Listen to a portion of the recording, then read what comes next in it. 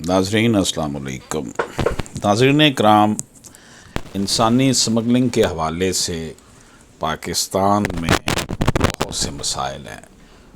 माशी मजबूरियों का हल ढूंढने के लिए लोग इन एजेंटों के हत्थों, इंसानी सौदागरों के हत्थे चढ़ जाते हैं और वो उनको पैदल या कंटेनरों में बंद करके यूनान ले जाते हैं।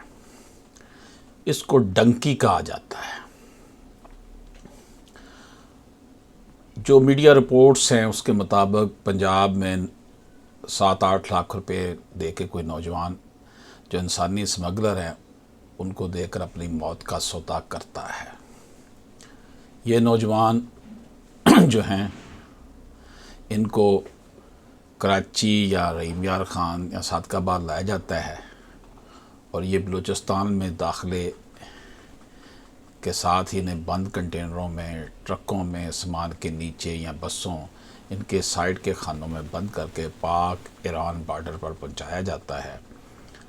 बॉर्डर पर एजेंटों के जो करिंदे होते हैं वो इनके पास कोई कागज़, कोई डॉक्यूमेंट, कोई शनाख्ती कार्ड नहीं रहने देते, सब कुछ इनसे ले लेते हैं और फिर बाद में वही हरकारे जो हैं इंसानी स्मगलरों के इनको बॉर्डर पार कराते हैं। ये जिसने 7-8 लाख रुपए दे के अपनी मौत का सफ़र किया होता है सिर्फ माशी खुशहाली के लिए, इनको पैदल या छोटी गाड़ियों के ज़रिए ईरान से तुर्की के बॉर्डर पर पहुंचाया जाता है। बहुत से लोग ईरानी फोर्सेस के हाथों मारे भी जाते हैं। अगर कोई बच जाता है तो वो तुर्की पहुंचकर उसे बंद कंटेनरों के ज़रिए अगले बॉर्डर पर पहुंचा दिया जाता है।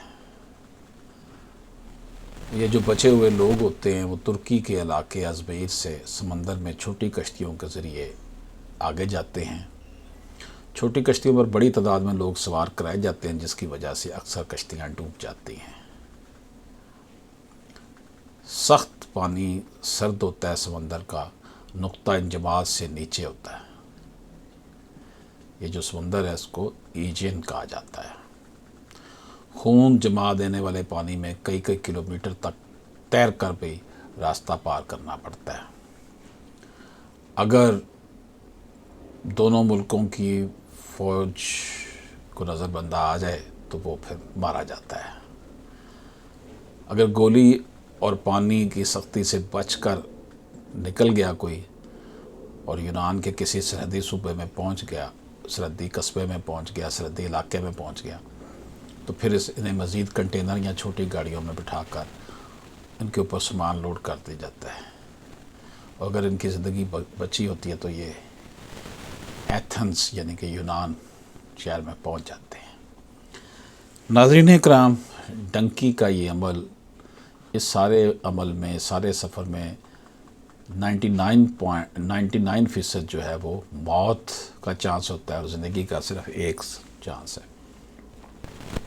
गुजरात, गुजरांवाला, सियालकोट, जेलम, सरगोदा के अलावा और बहुत से ज़िलों के लोग, नौजवान जो हैं, ये इस रास्ते यूरोप जाने की कोशिश करते हैं। हर साल हज़ारों जाने की कोशिश करते हैं लेकिन चंद सौ ही यूनान पहुंच पाते हैं। नाज़रीन इकराम, अब हमारे इदारे इस हवाले से क्या कर रहे हैं? अगर ये इंसानी स्मगलिंग को रोकेंगे तो बहुत से लोगों की ज़िंदगियां बच सकती हैं।